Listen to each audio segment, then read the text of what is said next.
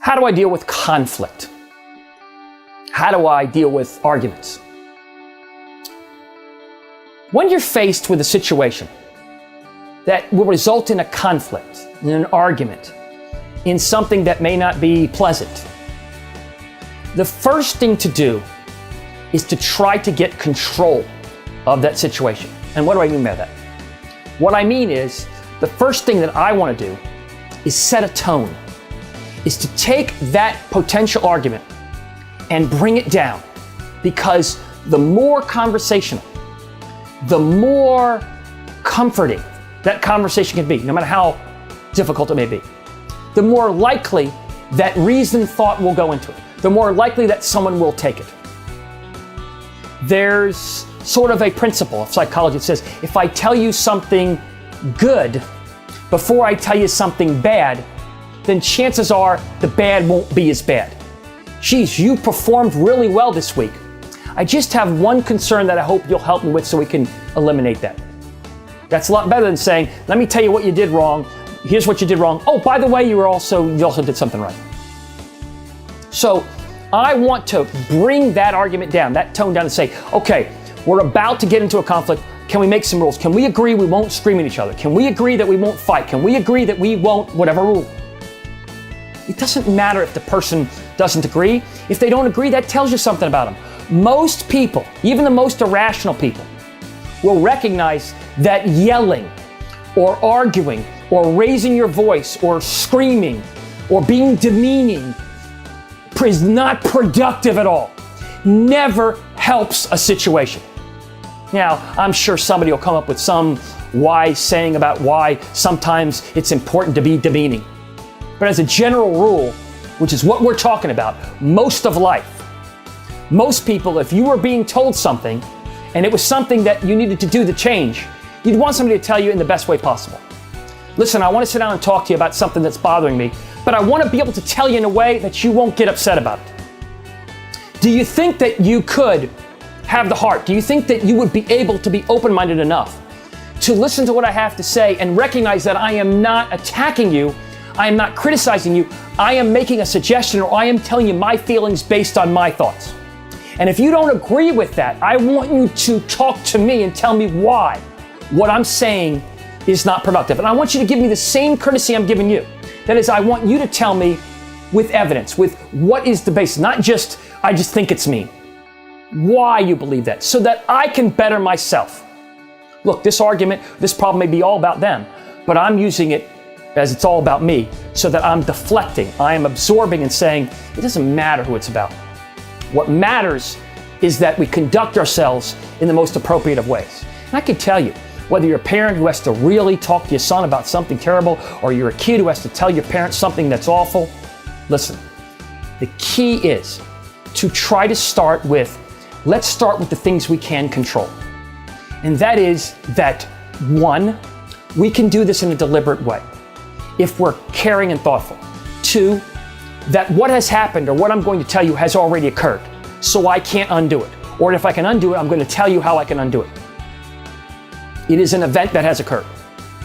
It is something that once we get done talking about it, I want you to know that the purpose of telling you is to end up with something more productive.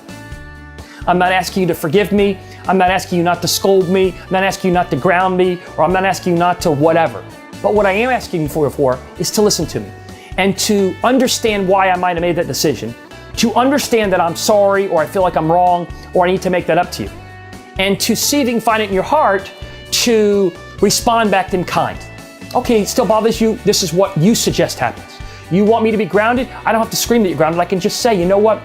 Based on what you're telling me, I really think that I have to ground you for the week. Or can you tell me why I shouldn't ground you for the week based on you breaking a rule that we agreed to? Did I have to scream? Couldn't I say that? It's funny, when you have to give bad news, when you have to punish somebody or do something that you may not like or they might not like, it's amazing what kind of response you get when you treat people with respect when you're doing it. So, when I'm engaging in some argument, when I'm engaging in a difficult time, the first thing I want to do is create some tonality, some calmness, some deliberateness about it, even though I know it may be violent. Listen, you're about to hear from me some things that you are not going to like.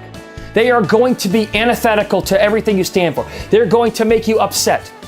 I'm telling you now that they're going to make you upset.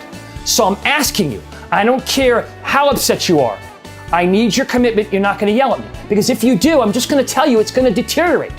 What I want to do is get something out of this conversation. If I'm wrong, I want to face up to the consequences of it. I want to accept responsibility for it. Can you imagine what somebody would say if you did that? Imagine how proud they would be if you did that. I want to make myself better. I can't change what I've done. Or I want to start remediating. I want to start working towards the path of doing something better for you. Or I want to start to repair that, and I know it can't be done in a day. Whatever the case may be, the important thing is to understand that I'm going to try to develop a dialogue. I'm going to try to let them know that they're probably going to get angry or get mad or get upset or yell or whatever they typically do. Or that a reasonable person could yell when I tell them this. I'm just asking you to make an exception. I'm asking you to talk to me back and let's try to have a dialogue.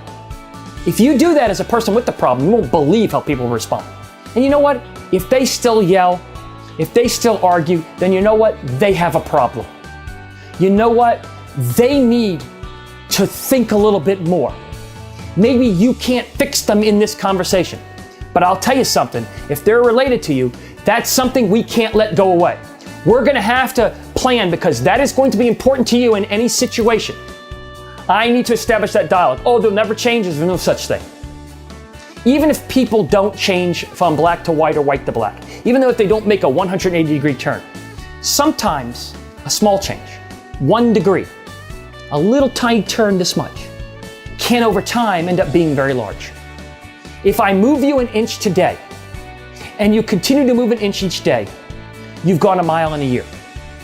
If I move you a foot today, where will you be in 10 years? If I move you away from this negativity, and I constantly move you away, and you decide to go this route, see how you move away?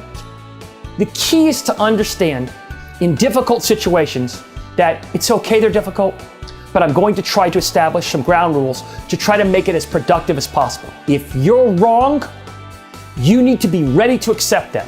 Don't be afraid of being wrong. Don't be afraid of, if you're the parent or the kid, of saying, you know what, this was not right. I make mistakes, I'm human. Okay. That doesn't mean that somehow you're an imperfect being and you're incapable of making good decisions. That means that in this situation, you didn't make a good decision. In this situation, you reacted. If you're the kid, if you're the younger person talking to the parent or to somebody of some higher authority, then you might want to say, I'm just going to tell you right now that what I did was wrong. And I'm going to tell you up front because you already know it's wrong. Why not confess? Why not concede? Doesn't that give you more credibility? Doesn't accepting responsibility for an action help to show the other person that you recognize the consequence, that you recognize that it did something which created an adverse consequence for someone else? Do you have to always defend everything? What is it about you that you feel you have to defend everything? You can never be wrong. It's just not productive. And if you think it's productive, look in the mirror and ask yourself, how would you like to be criticized every single day of the week by somebody who wouldn't admit anything else than criticism? Would you just say, oh, I can turn them off? Get in a workplace, get in a school environment where you can't get away from that person. Get in a family environment where you can, and see what impact being put down every day does. See what impact being criticized every day does. You can imagine that if I'm in a negative environment, I am more likely to not understand positive than if I am in a positive environment, or if I'm in the absence of a negative environment. So your culture and your environment is going to affect you. It doesn't define you, but it can affect you. So I need at all times to create that kind of trust, that kind of communication that will help me to do that. And if I do that, I am going to conquer good arguments. I am going to accept whatever is going to be visited upon me for the actions which I took, or I am going to visit a certain action upon them with thought. Listen, I've got to do these terrible things. I've got to terminate you, or I've got to ground you, or I've got to do this. But it doesn't mean I hate you. It doesn't mean that you're some sort of awful person. What it means is that there's a consequence to actions. And this consequence must be enforced. You see what I've done? I've come full circle now from a difficult argument through how to do it and how to accept that consequence and how to implement that. That's a productive way to go about discussing difficult situations.